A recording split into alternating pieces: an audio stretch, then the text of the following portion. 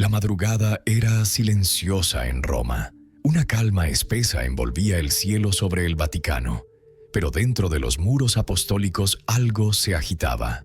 A las 2:47 de la mañana, la habitación privada del Papa fue testigo de sus últimas palabras. No fueron palabras al azar, ni un suspiro apagado por la enfermedad. Fueron frases claras y cargadas de intención, que, según quienes estaban allí, no se dirigían a los médicos, ni a sus asistentes, ni siquiera a Dios, sino a la historia. Minutos después, el Papa dejó de respirar. Los medios del mundo informaron con respeto. Se habló de un líder espiritual que buscó tender puentes, de un hombre humilde, cercano a los desfavorecidos. Pero lo que ningún medio dijo, porque ningún medio lo sabía aún, fue lo que ocurrió después.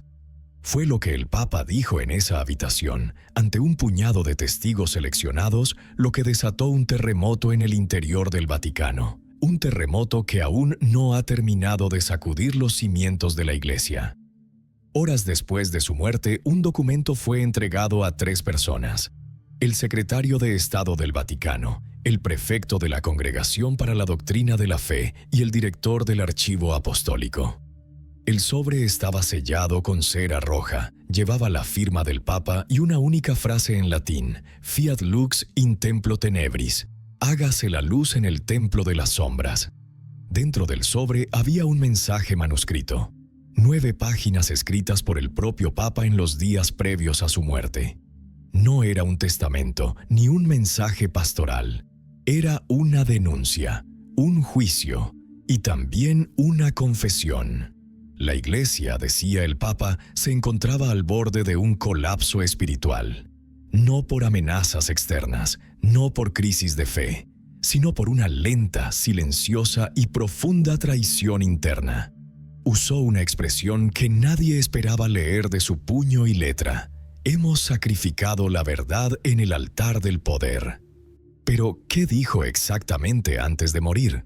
Una de las enfermeras presentes, una religiosa argentina llamada Sor Clara, con más de 30 años de servicio en la Santa Sede, fue quien dio el primer testimonio a puerta cerrada.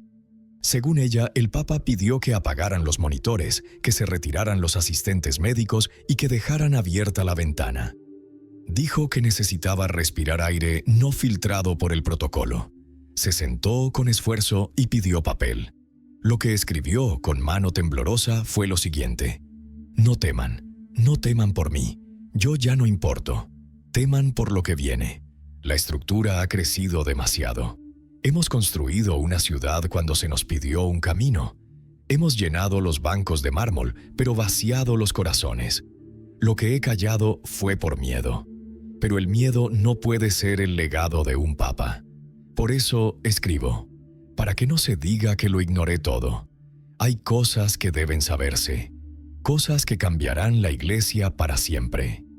A partir de aquí, el documento se convierte en un compendio de verdades incómodas. El Papa habla de luchas de poder internas, de cómo ciertas decisiones doctrinales fueron bloqueadas no por razones de fe, sino por conveniencia política. Se refiere al veto sistemático de reformas impulsadas desde las bases, a la censura de ciertos teólogos que, según él, defendían la compasión más que la tradición, y a las presiones de grupos económicos que condicionaban desde el exterior decisiones pastorales internas. Pero también habla del silencio. El silencio mata más que el escándalo, escribió.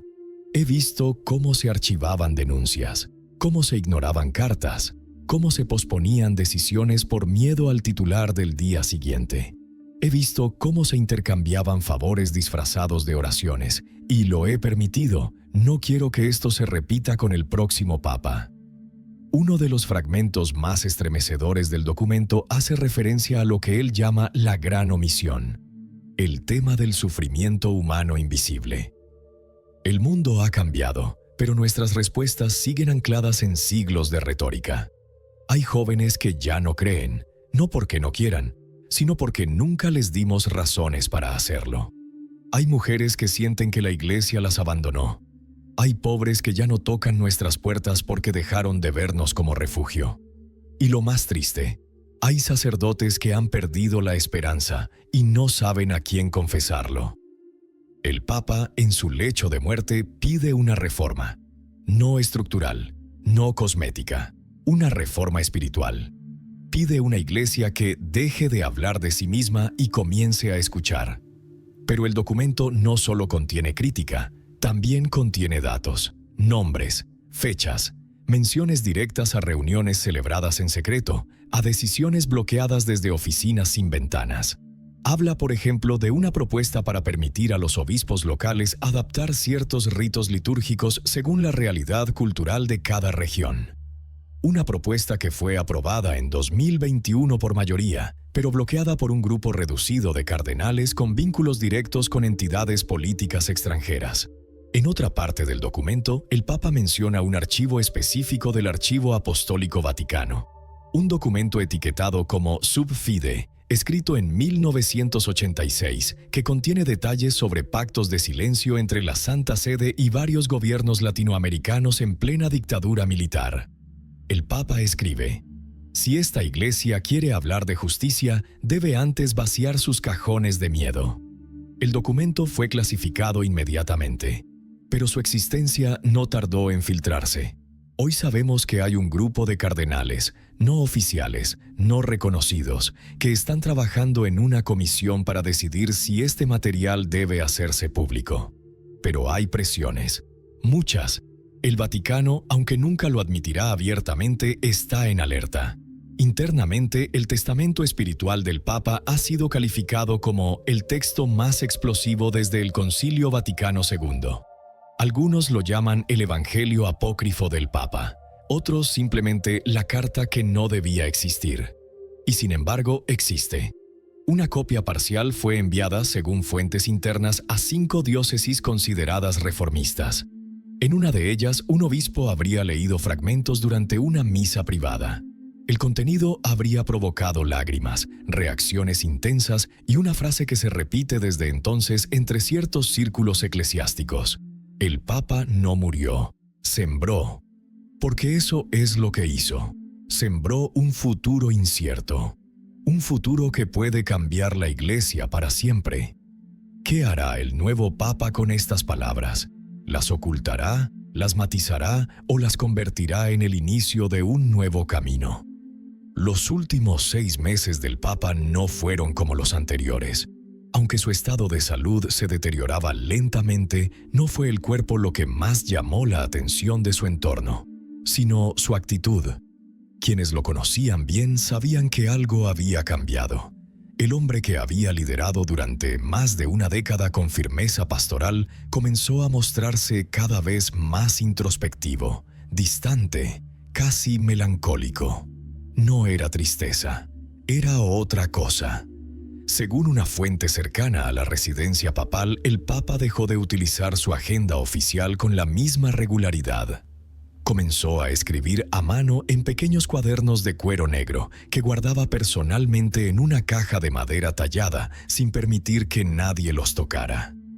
A menudo se le veía paseando en silencio por los pasillos interiores del Palacio Apostólico, deteniéndose frente a ciertas obras de arte, especialmente un crucifijo que colgaba en la Capilla Paulina, al que parecía hablarle en voz baja. Pero fue en esos últimos meses cuando comenzaron a suceder cosas que, hasta hoy, no tienen explicación oficial.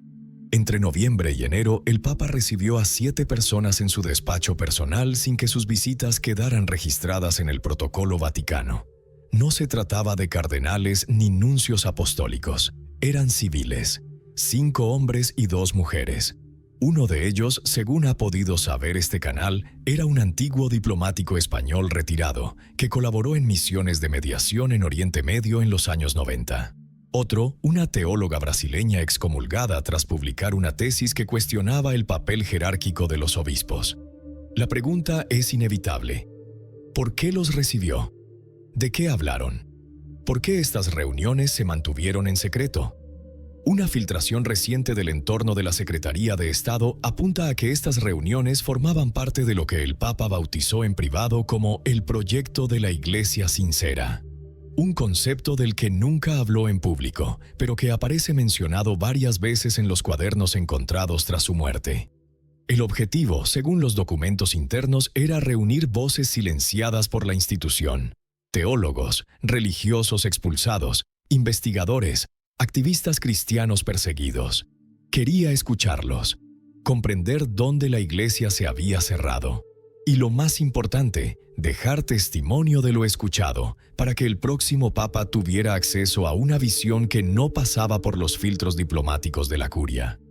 Uno de los encuentros más comentados fue con un antiguo bibliotecario del Archivo Secreto Vaticano, jubilado desde hacía años, que trabajó durante más de 3 décadas clasificando documentos históricos sensibles. Esta persona habría llevado consigo un maletín con copias digitalizadas de varios informes sobre el papel de la Iglesia durante las guerras de los Balcanes, así como la supuesta colaboración encubierta entre altos prelados y líderes políticos durante operaciones de inteligencia en el continente africano. Según un asistente que escuchó parte de la conversación desde fuera del despacho, el Papa habría dicho: «No podemos pedir perdón por lo que no reconocemos. La memoria es el primer sacramento del alma». Frase que más tarde escribiría de su puño y letra en la última página de su testamento espiritual. El ambiente en el Vaticano era cada vez más tenso.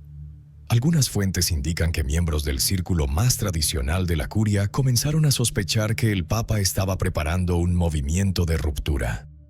Incluso se habría discutido la posibilidad de limitar su acceso a ciertos canales de comunicación. Pero nadie se atrevió a dar el paso. ¿Por qué?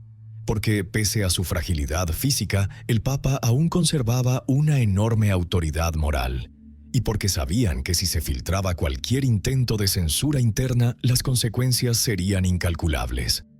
Entonces, en enero, apenas un mes antes de su muerte, el Papa escribió una carta a mano que fue enviada directamente a la sede de una comunidad cristiana perseguida en el sur de Asia. La carta, que se encuentra hoy bajo custodia, terminaba con estas palabras: «Vosotros habéis mantenido viva la llama mientras nosotros discutíamos cómo decorarla. Os pido perdón. Os necesitamos. Vosotros sois la iglesia que no tiene miedo». Una iglesia que no tiene miedo. Esa era, en el fondo, la visión del Papa antes de morir. Una visión que contrastaba radicalmente con la maquinaria institucional que le rodeaba. El Papa ya no creía en la reforma administrativa. Creía en una transformación espiritual que partiera desde abajo, desde los márgenes, desde los que nunca fueron escuchados. Fue en ese contexto que surgió el contenido más inquietante del mensaje final, una advertencia. Si el próximo Papa calla lo que he escrito, la Iglesia callará lo que no puede. Y cuando una institución calla lo que debería decir, ya no evangeliza, sobrevive. Esta frase, según 2 personas que estuvieron presentes en su lecho de muerte, fue una de las últimas que pronunció en voz alta, antes de cerrar los ojos. Hoy esa frase circula en voz baja entre seminaristas, obispos y creyentes comprometidos. Se repite en pasillos, se murmura en homilías, porque todos saben que algo ha cambiado, que más allá de la muerte física del Papa, lo que se ha puesto en marcha es una crisis existencial. ¿Qué hará el nuevo pontífice? ¿Ignorará el contenido de estas cartas y documentos? ¿O se atreverá a abrir un proceso de reflexión colectiva, una especie de concilio informal que escuche voces más allá de los cardenales? ¿Puede una institución milenaria sobrevivir a su propia verdad? En la próxima entrega revelaremos los contenidos exactos de 2 documentos hasta ahora inéditos. El Informe Gracia, redactado por el Papa tras una visita secreta a una comunidad clandestina en Europa del Este, y el Memorando de Octubre, un texto que propone reformas radicales al proceso de elección papal.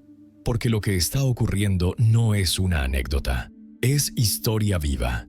Y tú la estás conociendo en tiempo real. Comparte este video si crees que el legado de la verdad no debe ser archivado. Suscríbete para descubrir lo que nunca se contó oficialmente. Y recuerda, las palabras que el Papa dejó antes de morir no fueron una despedida, fueron una semilla.